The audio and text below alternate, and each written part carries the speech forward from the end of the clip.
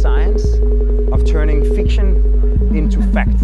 Sometimes kind of real architectural life interferes with intellectual architectural life. There is no such thing as architecture. Hello, this is your temporary host, Sammy Prouty, and you are yet once again listening to Architecture Talk. Typically on this podcast, Vikram Prakash hosts conversations with contemporary thinkers that expand how we know and imagine the built environment.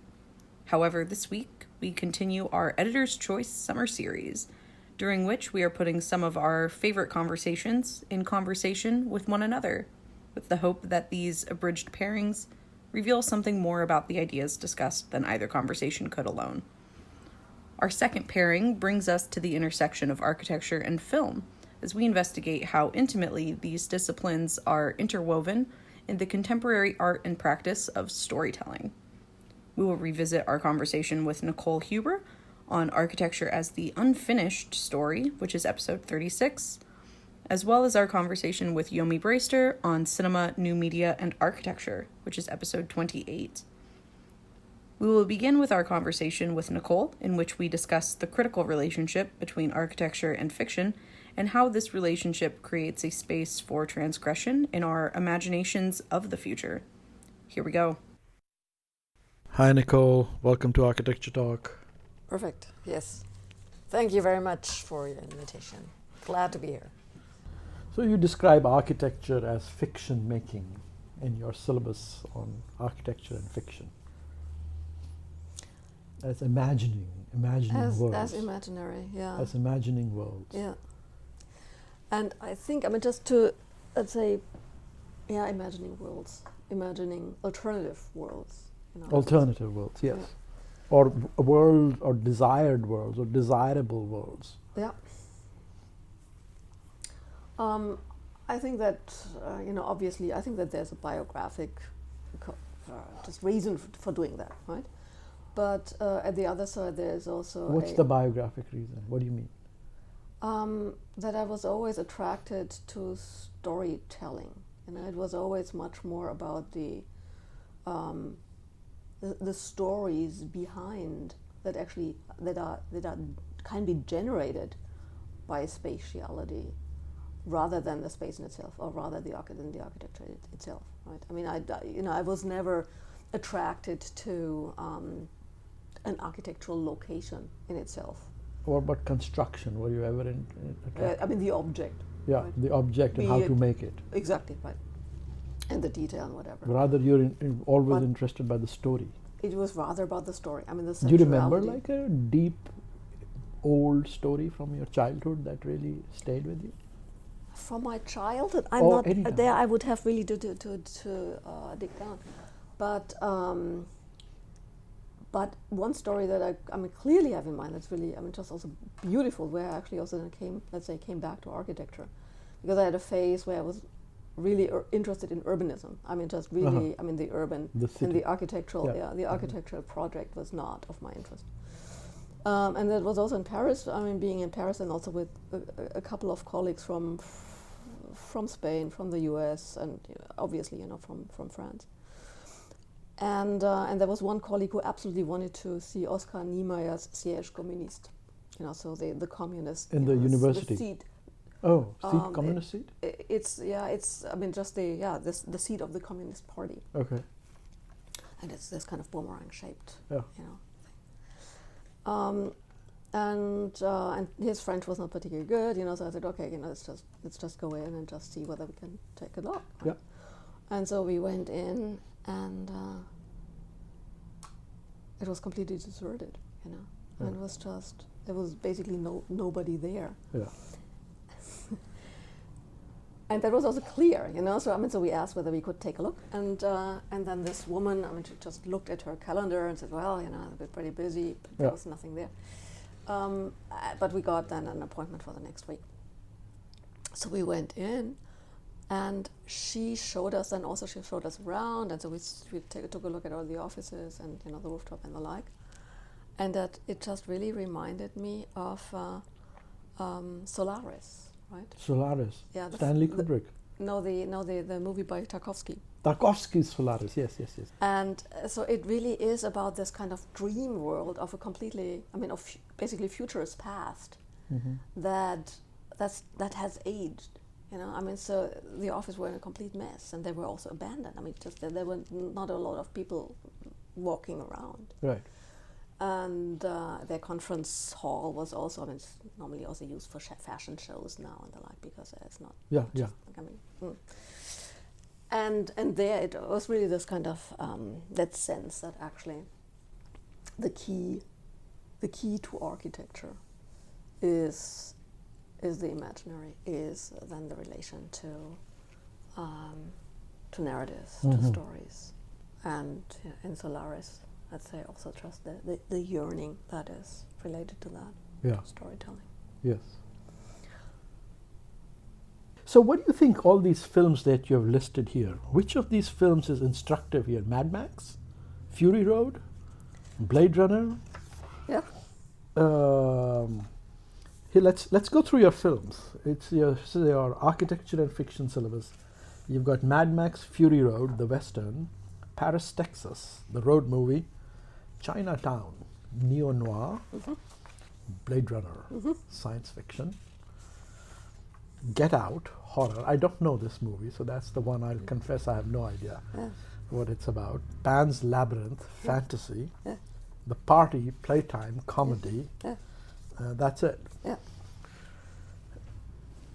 So which of these movies do you think is the most interesting narrative to access, to enter into our times today, and to think about a new architecture for the future?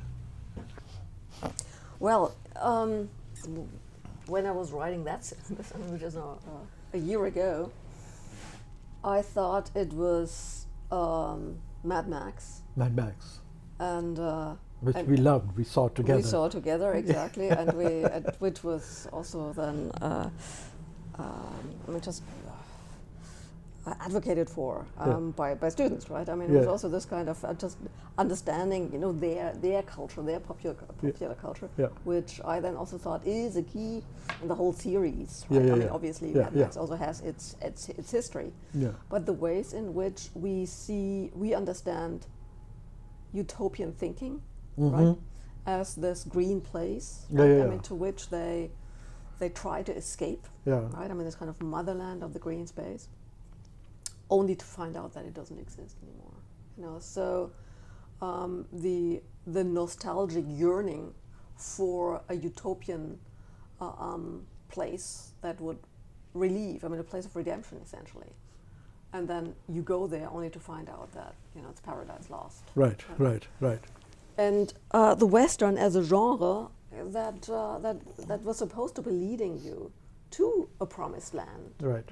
To a manifest destiny, to a sense of community, Yeah. right? To a functioning community, and which then would be in a kind of a new environment, Right. that is a space of redemption, essentially biblical. Yeah. And the ways in which then the Western, of course, then turns into as a genre. I think for that reason, it's more genre based than film based. Right. Obviously, I have my favorite films, but it was always how can you abstract it into different promises or different forms of storytelling. So how is this a useful, or I suppose in your terms, transgressively productive image to think through or think another kind of an architectural future? I think that it is that one is, just the conventions in which we live are so much based on evidence and what is supposed to be the factual, right? So you do analysis of a site, and then you have a program, and then you go for it, right? As if this was given, as if it was evident, that this is just the situation and also the problem that we are dealing with, and then you're a problem solver, and this is it. Yeah. And then we all live towards this bright and sunny future. That obviously will never occur. Yes. But what if what if we just step back and just challenge the ways in which the problem is stated and raise questions. Right. And this is then, I think, what comes out in these films is that it doesn't have to be necessarily so. You know, we all start in this situation of apparent, you know, reality or apparent situation, and then we have to find out that actually things will not turn out the way in which you expected them to turn out. Yes. As a personal biography, as the trajectory of a personal life. Is that what you mean? I think it's a personal life as well as then cultural lives, you know, Yeah, as well as, I mean, just the life of all of the dreams of modernity. Yes, right? of course. That then turned into essentially nightmares. Right. You know, Silent Spring and the like, right? I mean, Yeah. Rachel Carson. I mean, it was just, these were, well, you know, I mean, the promises are just, it's not that they don't come true, but it's worse, right? I mean, it is really about the destruction, right? A destruction. And this is then where utopia turns into dystopia. The danger with utopian thinking is not, I think, is not to get into the object of this is what the concrete utopia is supposed to be, but rather stay in this process of continuously using thinking to transgress, to think beyond. So let's turn to transgression. So thinking not as a process of identifying goals and attaining them, but thinking as constant transgression or persistent critique. What's the point if you're not going anywhere? You are going somewhere, but it is, I think it's continuously revoking or challenging what seems to be given. So, and you know, that's also, it's not now based on, that's now biographical. I was always attracted by the provisional. Provisional. Yeah. Why? By the I don't know. And I had this conversation when I was a student, actually, with a friend of mine, who then said he was always, as a kid, you know, sitting in the back of the car, he was always surprised that the city of Frankfurt, despite the fact that they were building at it continuously, Yeah. that it wasn't done. It was never done. It was just never done, right? That was a continuous process.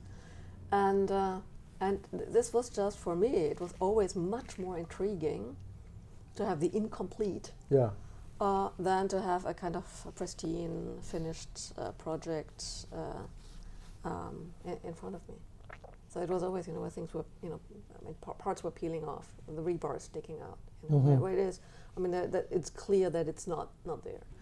And and then again, you know, what do you then do with this? One, I mean, you try to start writing about nothing. That's also where the narrative comes in, where there's always some yearning, there's always some possibility of change, you know, something that will still develop. And I think that then has to do with actually, you know, the professions of my parents. Really? Yeah, who were both doctors, radiologists. Radiologists. Right? Radiologists. And so if you have radiology, I mean, you clearly see, right, what's going on in your body. You know, so you have an X-ray, and it's kind of this is what you have. Yeah. Right? Either you have something, either it's clean, as it's called, or there you have some kind of verb disturbance, blah, right? Yeah. So that was the thing, that reality is then a diagnosis that is complete, right? I mean, it's there.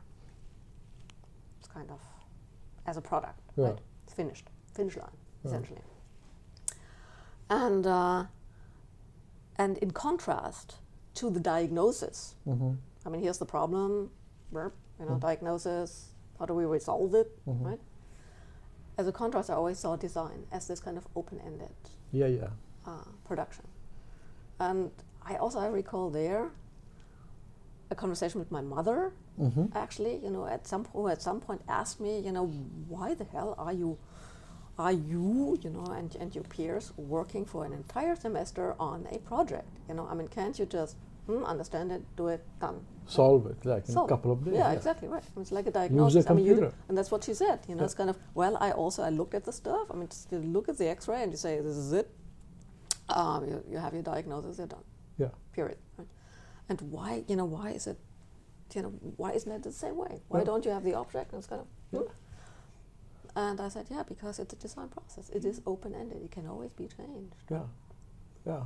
So when you look at Liebeskind or Scarpa, obviously, Scarpa, you as far as I know, you always had to, pull the plans from underneath his pen in order just to get something done, Right. Because it would just never Never be done. Never be done, right? And this understanding, I think, of reality is that's also where you start looking for, let's say, inspiration that is similar to it. And this is where I then started to become interested in Ernst Bloch's work, so the German materialist, Marxist philosopher, who was obviously, active in the 1920s, and then had to go into exile, as a Jew, and obviously then also a communist, and then came back to Germany.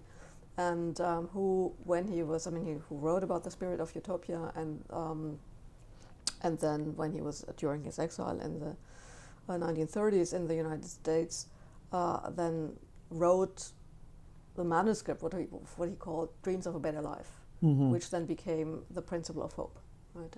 And then published in '54. And what he there describes as the now. So the present, right? And the present, the notion of time, not as something that is now and then gone, right? And it turns into the past. But the present is always pregnant with the not yet. Right. The not yet. And the past. And the past, yeah. But particularly, in his sense, particularly also then the future. The not yet being, the not yet conscious, the not yet having, the not yet, that has not yet become. Right? And he felt that this comes out in daydreams, in pulp, right, in fairy tales, in detective stories. It was this kind of impulse of something that is, of searching for something that is missing. And this is what interested him, is this lack. I'm not in a Freudian sense. Yeah. I was not interested in Freud. But rather in something that is for a community lacking. So he just Always lacking. Always lacking. Yeah. And always possible. And always possible. So what he was looking for is really he was looking for the possible, and obviously the challenge was then how to turn the abstract utopia into a concrete one. But it was always something is missing. So what is missing as a continuous process? And that did not only then relate to subjectivity, just the way in which you understand your own being and your psychology, right? But also materiality. So he understood the world as a world of continuously becoming, as a process. Right? And I think that this is interesting to think of reality not as something that is given, and either we can see it or we can't. Right. Either we can define it and understand its rules, or not, but something that is also in itself incomplete. Right. So it's basically an ontology of incompleteness, of the not yet. Right? And that is how this philosopher Slavoj Zizek has also interpreted it, and I think that is an interesting way to look at reality as something that is in itself a process. And architecture as the not yet, not complete imagining process. Yes. And the city as the same thing. Absolutely, and that is where the biographical again comes in. When I came back, I returned from Paris to Berlin, Berlin was so in the 90s was informed by a form of planning that had this image of the so-called European city. Right, As right, a city right, that right. is purely formal, right? I mean, so you Yeah. have clear edges, a clear boundary. Yeah. The city as form, right? Yeah. And obviously, I mean, the city that they loved to hate was their sister city, Los Angeles, right? As they completely fractured. Yeah, Yeah. yeah. I mean, so it was a sister city, but it was just continuously kind of seen as the anti-example. The Yeah. anti-utopia was Los Angeles, right? Yeah. And Los Angeles, as being that city that just continuously transformed, right? And its theoreticians, I mean, or geographers, so Ed Soja, Mike Davis, obviously Michael Deere, they understood the city as a continuous process, right? I mean, space is always about obviously activity and about And the constant potentiality. upsetting and constant transformation. Exactly, and that's And also constant innovation. yeah, and that's also where it's really interesting how also then professions changed, because both Michael Deere and Ed Soja were planners. Yeah. And Ed Soja then also told that story that as a planner, you just did what you have to do, and then they turned around. It was already done, by developers. So Right. basically the object of your desire was gone, right? Right. So this is why he turned into a geographer who simply just describes the changes, and then also said, you to continuously have to re-investigate the development of the city.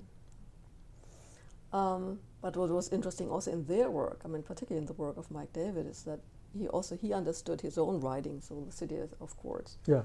as neo-noir, right? I mean, so he really, I mean, was impacted then by Chinatown, Right. Roman Polanski's film, and Yeah. just said, well, and it was then also described as the surrogate city, right? As the surrogate history of the city, right? Yeah. Is then Chinatown. So are we able to actually, understand history as also in a critical sense, but even in the critical sense, as a critical history that was then that way, or is it also a narrative? Is it also a genre, right, that we are using? This is now also this is formulated by a philosopher called Armin Avanesian, German philosopher, somehow also other identities, right? He is of the opinion that our whole notion of time has changed through the processes of digitization. So that essentially the whole linear time from past, present, future, right? I mean, you analyze the past, this explains you the present, and then you extrapolate into the future, Right.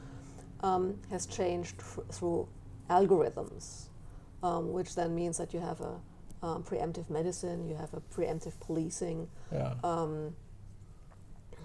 you also have just a preemptive economy. Where the in colonialist power is big data. It's big data, exactly. And of course then also the nation states and obviously the companies that come along with it.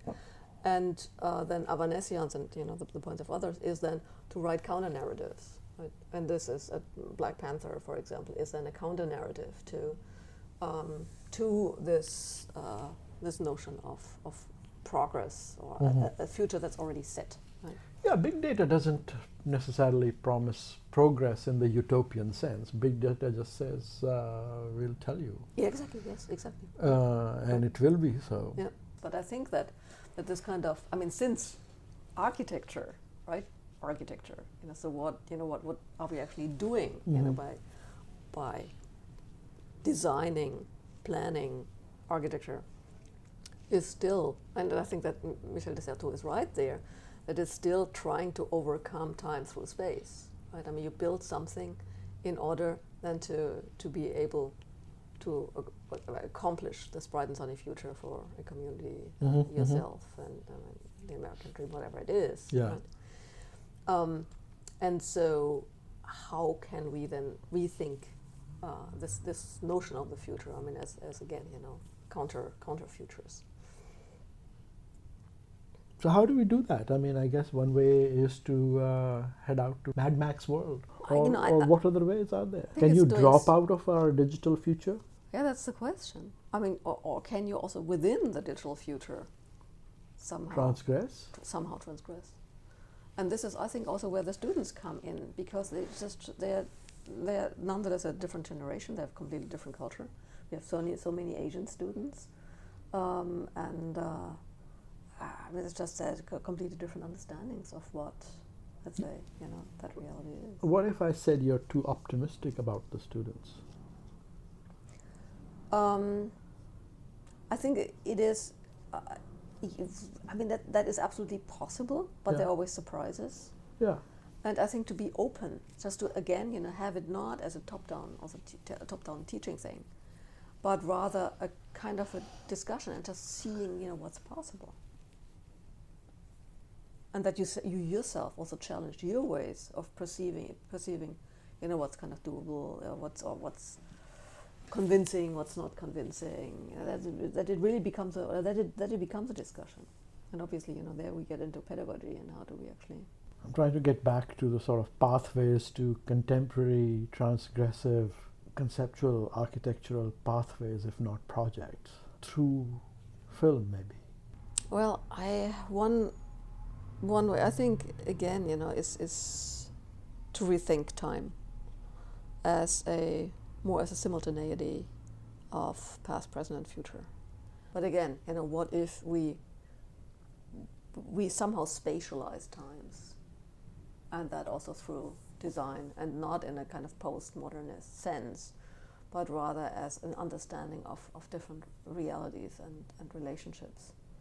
And I don't know exactly, what that looks like, and this is also why I essentially gave the students that assignment, I mean, just to see what kind of sense they make out of it. And as references, I mean, I just gave them the URLs to Wangechi Mutu's work, to Andy Everson's work, to the work of Jean-Michel Basquiat. Yeah. And I mean, just to see, what. It's a search, I mean, that's the thing, it's the inquiry. It's a search, it's an inquiry. And I think that also comes back to the whole notion of architecture that we have, right? I mean, when I asked you at some point what you think architecture is, and you said it's a conversation builder, then it's also just an ongoing project. Yeah. Right? And I would say it's about ways of life, right? Which are also open-ended. Right. It's architecture talk. Exactly, yes. It's architecture talk. Right. Yeah. Well, that might be a good place to stop. Thank you for being on Architecture Talk, Nicole. Okay. Thank you for your invitation. Nicole describes all of architecture as being impregnated with the not yet. Architecture, as in film, tells the story of a single imagination in a single moment in time. Film, however, becomes especially vital to storytelling as a space for thinking, imagining, and critiquing, as fictional space offers infinite possibilities that are easily lost in reality. Now, as we move into our conversation with Yomi Braester, we will expand on this idea by digging into the powerful role architecture plays in anchoring these stories and the lives of their characters. As Nicole briefly discussed at the end of our first conversation, our data-driven future makes fiction a critical medium of transgression. But as Yomi introduces issues of agency in new media practices, the role of both creator and participant viewer start getting messy. Here we go.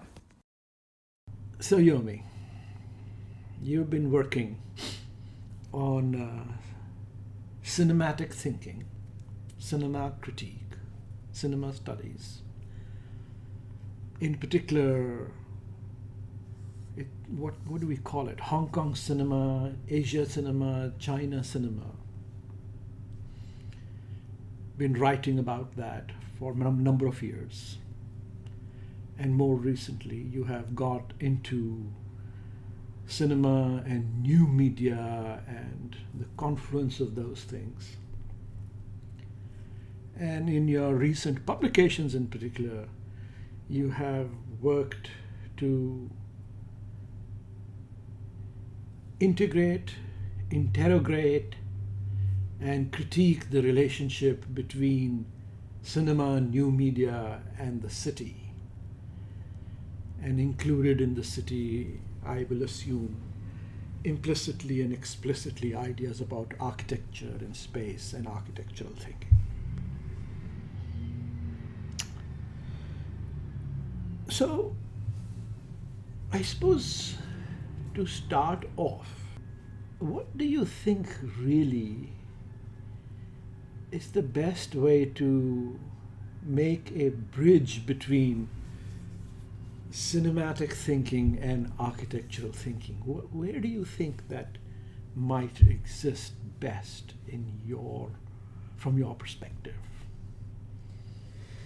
Well, one way to think about it is that I'm not even sure I know what cinema means or that cinema exists. Okay, there is a sense that we somehow intake images, and for material reasons, mostly about projection technology, but other technological issues as well, we tend to think of certain images as cinema.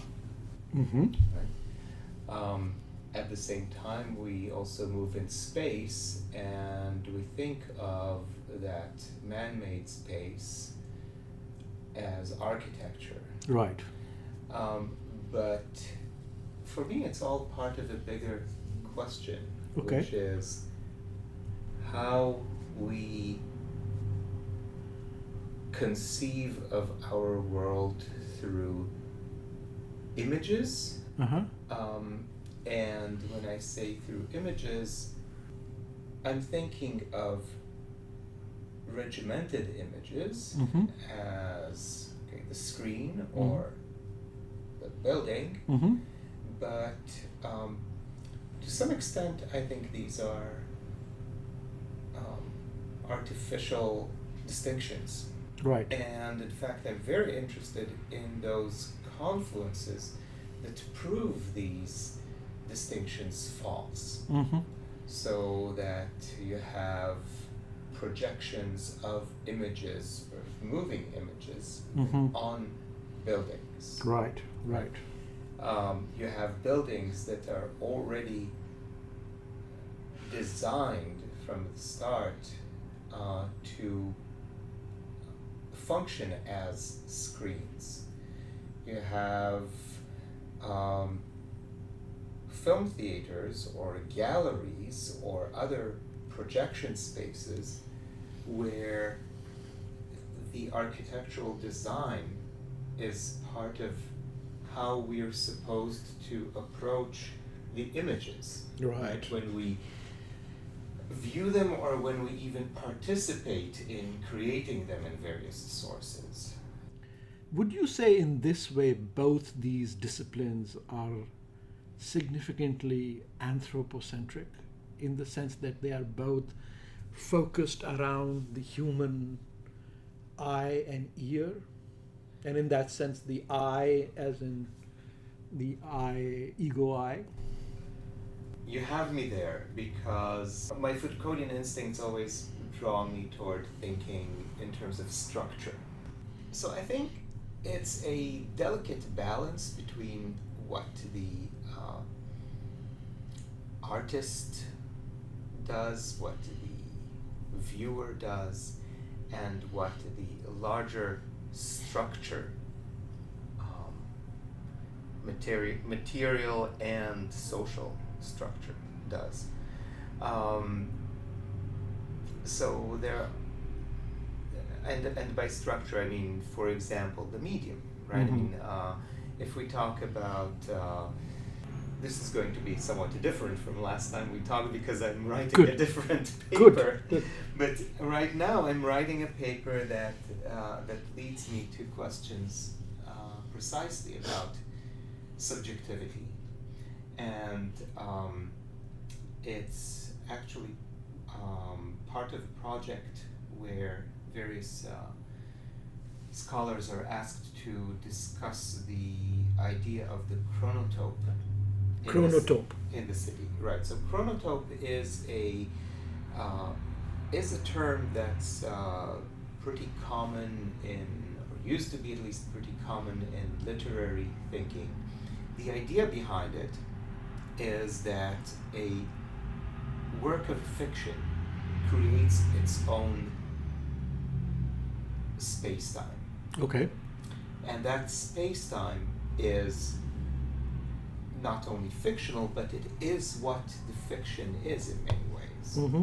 That is, once you have a hermetic chronotope in which has its own rules, right? It has its own way. Everybody in that realm, in that fictional realm, behaves according to those usually implicit rules of what time and space do. You think of magical realism, think Italo Calvino, or whatever. Right. Yeah. Exactly. And it's true even for what we would call realistic novels. Sure, even but that. For sure. Yes, once you get into, say, Calvino, you definitely get into a very different kind of a space-time, and I guess that's also why architects love Calvino, right? Right. There's a sense in which that is what makes an artwork stand by itself, Mm-hmm. right? And I can see that, and in fact, my last book is structured around the idea of the chronotope, Mm-hmm. among other things. And now I'm at the point where I see how the chronotope breaks down, how the idea even of the chronotope breaks down. And that happens precisely because I don't believe in the total agency of the subject. So when you asked about, well, the anthropocentric Mm-hmm. understanding of images, of buildings, Yeah. yes, that's definitely there. Right. But it's a fiction, and we have to remember that it's a fiction, and part of the fiction is the fact that we think of that person in the middle of the anthropocentric realm as some kind of unified subject. Mm-hmm. But actually that's not true. And I think that's not true. And one can, I think what I am hearing you say, and what I would be very interested in, I think I agree with, is that in fact one can say that the work of making architecture, like the work of making, good cinema, is using the scaffolding of the anthropocentric eye view to precisely interrogate it with the objective of finding out what the nature of the other agency in the world is, like in a sense implicitly connected to this idea of third space, which intermediates between these two classic agencies, the search for which, the manifestation of which, the use of which, one can argue is the work of, is the interest of interesting architecture and cinema. Think of Tarkovsky. I mean, that's how I see Tarkovsky.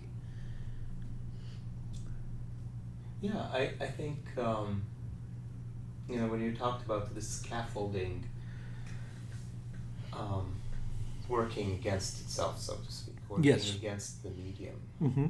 I think that at some level, this is still very much a modernist critique, Mm-hmm. in the sense that, well, not in the sense of the sovereign subject, which Mhm. I think remains part of the equation in most modernist formulations. But let's return to Tarkovsky and his interrogation, from what I understand, of the nature of the spiritual in a modernist way, Mm-hmm. where spirituality is obviously not handed over to, resurrection or sort of simple miracles. I mean, that's not authorizable. But that nevertheless, his films, way I see them, are struggling to institute and create and show some other kind of quote unquote spirituality, which is this kind of third agency, in a way that seeks to establish an alternative relationship between the fiction of human subjectivity and the presumed absolute otherness of nature. And to me, that's fascinating. And why I'm thinking about it is because where you started, this idea that actually both the cinematic imagination and the architectural imagination can be said to be both dedicated to and part of a interconnected singular work, which is all about describing, knowing, locating, and actuating what it is to be alive in the world. That brings me back to the question of the chronotope. Yeah. I have some thoughts about Stalker. We may want to go there later, but I guess there is no getting away from the last scene in Solaris. Yes. And in which, as they leave the ship, can you just quickly describe it? Right. So what happens is at the very end, Yeah.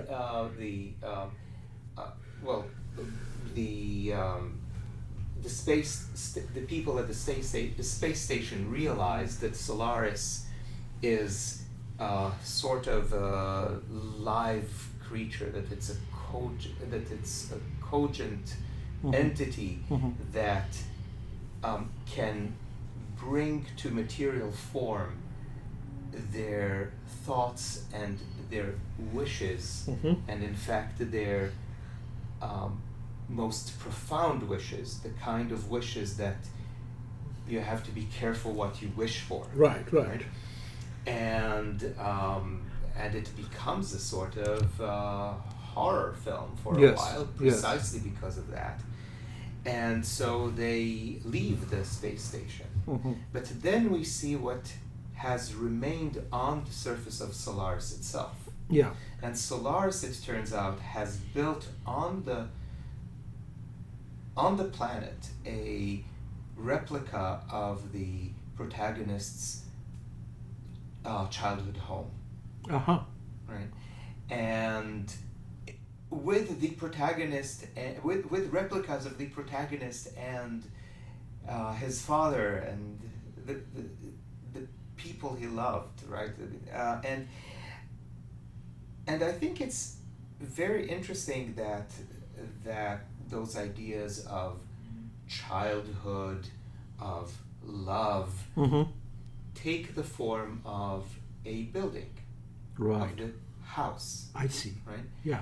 And that house then becomes an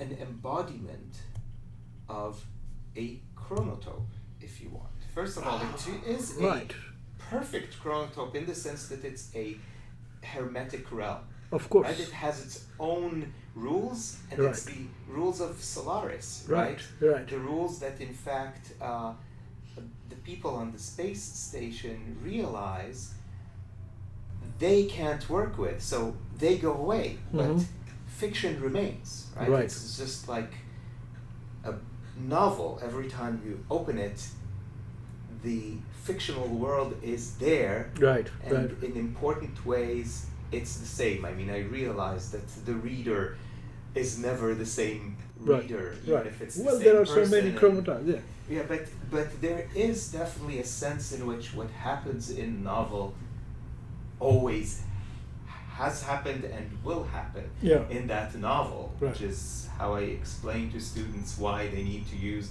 the narrative present when they describe the plot of a novel of a film or a film, right? Why? So tell us why. So Why the narrative present? Yeah. Because every time you open the cover of the novel, or Yeah. every time you press play to Yeah. watch a the film. Yeah. it's real. just there. Right. It is there. There is no was and will be. Right. Right. So the Eternal protagonist present. walks on the street, Yeah. and tomorrow the protagonist walks on the street, Right. and yesterday the protagonist walks on the street. There's no Right. walked and will walk. Right, because this is our world, and the chronotope remains the same. It remains hermetically locked, Okay. right? And you have this locked realm on the surface of Solaris. Yeah. And the protagonist, who is of course not the protagonist, Yeah. it's his replica in the fictional Right. world, which has its own space-time, understands his emotions through a building, Right. right? Why a building? Yeah. Yeah. So for me, it's not just a question of a site, Uh-huh. right? It could be a river. In fact, rivers do a lot in In Tarkovsky, Tarkovsky, of especially course. rivers with weeds. Yes, yes. Flowing through or Yeah. being Yeah. swept by the flow, but there are the buildings, right? There are the burning buildings. Yeah, also. there's the burning building in Nostalgia. Yeah. There is the building in Solaris. There is the Well, there's a swimming pool. the swimming pool. Yeah. There is the building, if you would call that, or entire compound in Stalker, Uh-huh. which also ends up being understood as some kind of figment of the imagination. Right. So and that imagination has to take the form of a building. Yeah. And part of it, I would argue, is because we, in some, I don't want to get into the we actually, because that leads us into archetypes, something that I really don't believe in. But definitely for Tarkovsky, there is a sense in which we have to anchor the subject somewhere, and the relationship, we have to anchor the relationship between the subject and space-time, and for that you need a journey through a building. I see. Aha. That's also how So buildings provide an anchoring role I in would the argue sort so. of eternal and never-ending multiplicity of ever-present chronotypes. I would argue so, except that these buildings are also shown sooner or later As to be- chronotypes. as chronicles that is as fictions, right? As fictions, as imaginations. as figments of disturbed imaginations. So we have traveled Tarkovsky and we have theoretically deconstructed. I'm going to use the architectural metaphor, spaces between cinema and architecture. But one of the things I'm really fascinated about, of course, is your work in Asian cinema. I suppose in particular Chinese and Hong Kong cinema. And you have written, you introduced me to Wong Kar-wai. And That's an honor. it is an honor, and thank you, my God. What an introduction. What an auteur, right? I mean, my God. And more recently, through your writings, I'm starting to learn about public agency in new media in China, as the Uniqlo example, which we might talk about in a minute. And so, it's unavoidable for me to miss this very provocative incident, which you covered in one of your papers, in which apparently there were a couple of people who very self-consciously filmed themselves having sex in a Uniqlo, in other words, a major well-known departmental store in Shanghai, in Beijing, and then put it online. And the discussion is about what is that agency of doing that, filming it and putting it online. How does that inscribe agency using media in an architectural urban setting to say something? What is the point you are making there? Well, the essay is called The City as Found Footage. Found footage, yes. And we have to start with understanding what found footage is, because found footage is again about the eviscerating of agency. Mm-hmm. So it's not actually the two people who had sex who put it online. Mm-hmm. They shared it through social media with a few friends. That's it? It seems. Yeah. But then it became viral.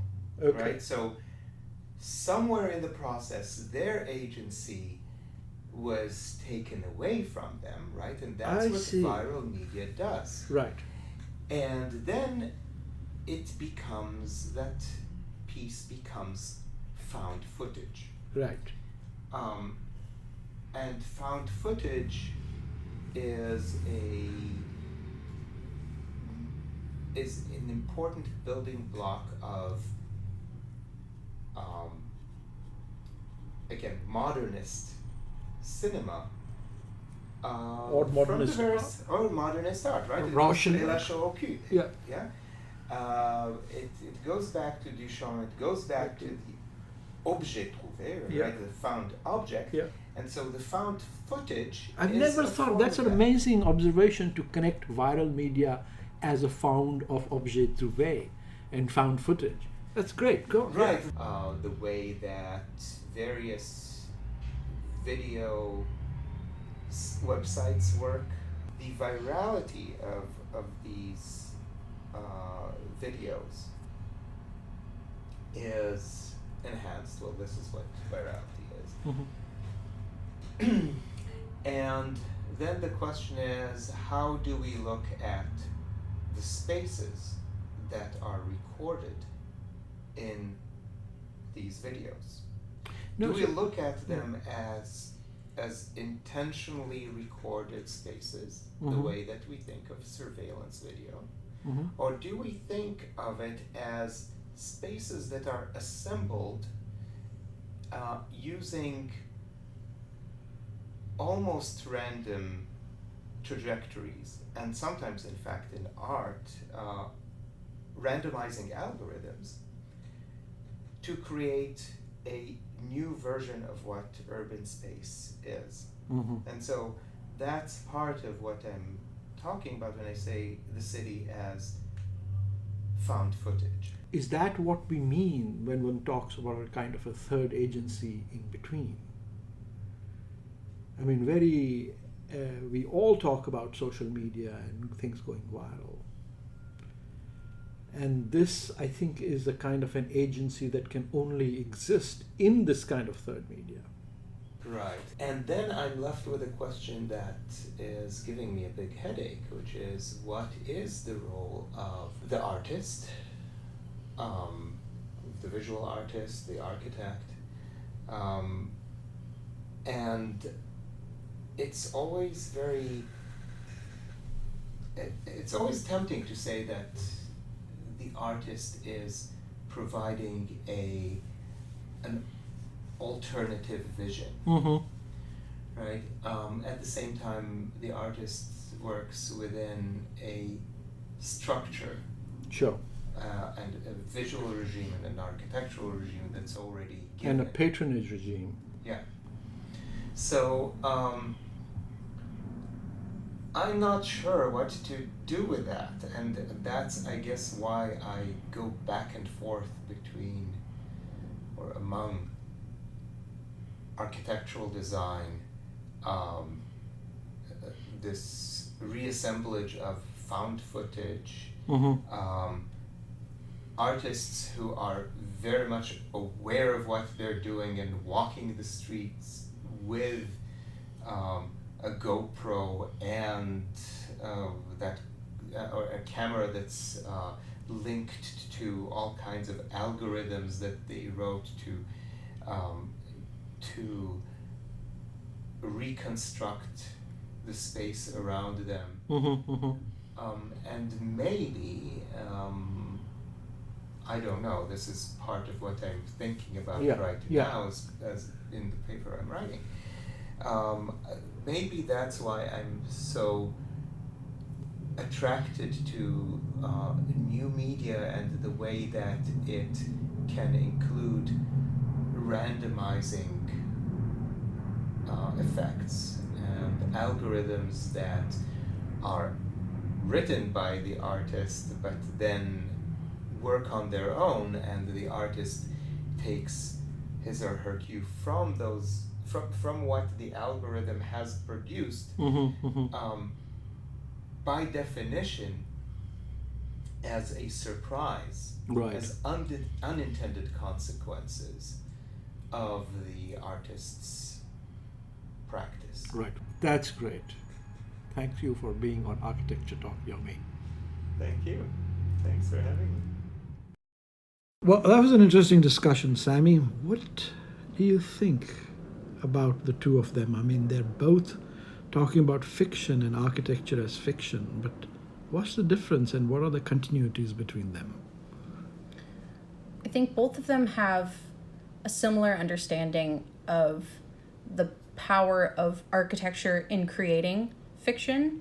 We hear about that most explicitly from Yomi in his discussion of the chronotope, how architectural space can locate us in any moment in time, in any imagined space, whereas Nicole seems a bit more interested in how that is used as a tool for imagining other futures and other ways of understanding our past as well. But I think they might start to contrast more when they start looking at the more immediate future, new media and big data, and how those things are influencing the way that we create these fictions. The process by which fiction is made, I think, is where things get a little more complicated for the two of them.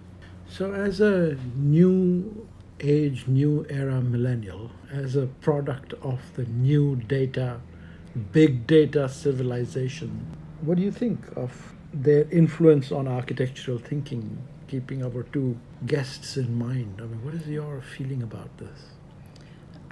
Well, I really understand Nicole's concerns with big data sort of collapsing our future by trying to predict it, and trying to be ahead of future. And so much of contemporary, I guess, architectural practice is based on that, by trying to predict weather patterns, capacities for buildings, program, when all of that starts to shape just how architecture is practiced. It becomes a little more unsettling when you start to think about it within this context. It seems like it's just, yes, this is so logical. Of course, we would want to try to predict these things so we can be more efficient. But I think if you step back a little bit, that becomes something that's a little more problematic than we're often willing to discuss. Does that encourage you to unplug? Yes and no. Because I still think, at least the way that I have curated my media experience, Yes. The internet is full of incredibly inspiring new future imaginations that perhaps are less big data oriented, more imaginative, taking advantage of new digital art tools. But at the same time, much of that could be found footage.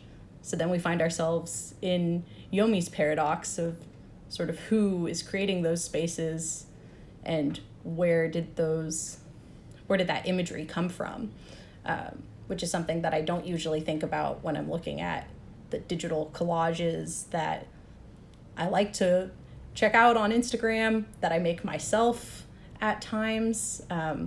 So from both directions, I guess I'm a little weary.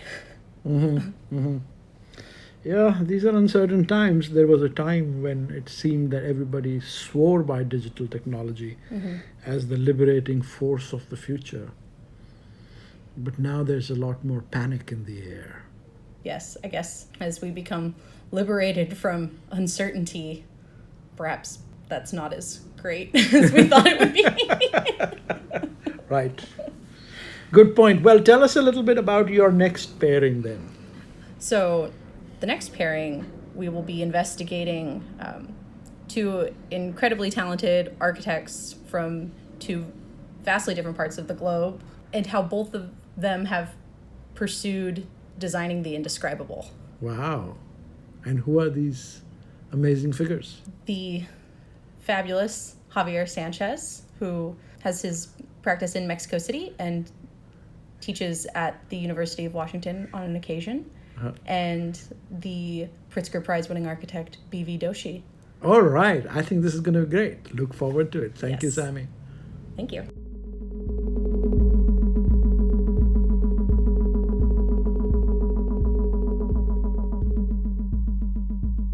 Thank you for listening to Architecture Talk. This is Vikram Prakash, your host, and our producer is the one and only Sammy Prouty, a graduate student of architecture here at the University of Washington in Seattle.